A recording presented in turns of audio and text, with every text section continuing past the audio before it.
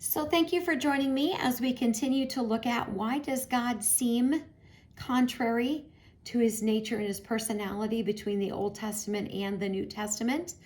I profess and believe that God is the loving, kind person who sent his son, who we see the examples of that in the New Testament. And through all the things that we have looked at these past few days, we've got some things we're going to look at here in the Old Testament, but I think we can safely say that the way things appear is not necessarily as they are.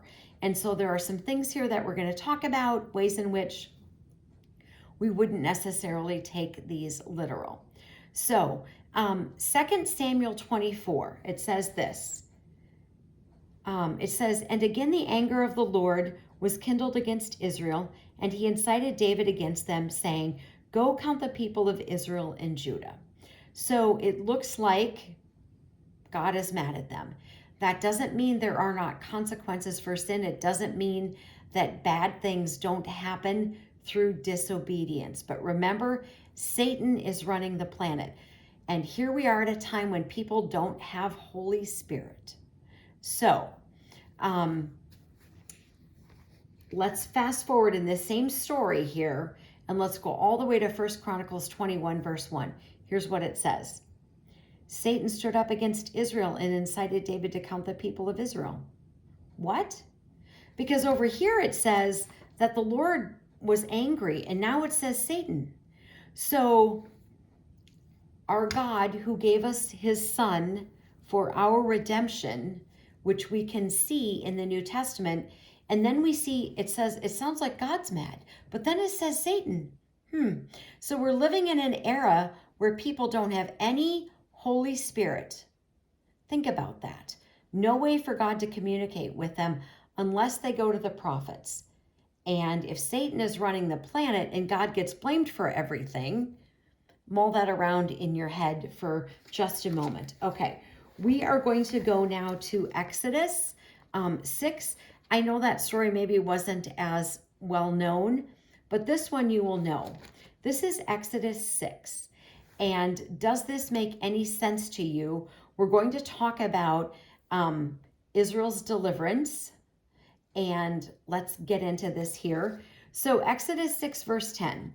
So we know that the Lord is going to tell Moses to go to Pharaoh and say, "Let my people go," right? So it says, "Then the Lord spoke to Moses, 'Go and tell Pharaoh, king of Egypt, to let the Israelites go out of this land.'"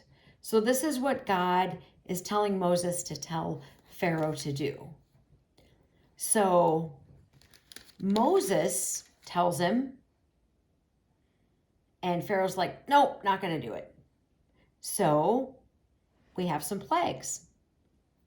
The frogs, the water turning to blood, the flies, the gnats, the livestock die.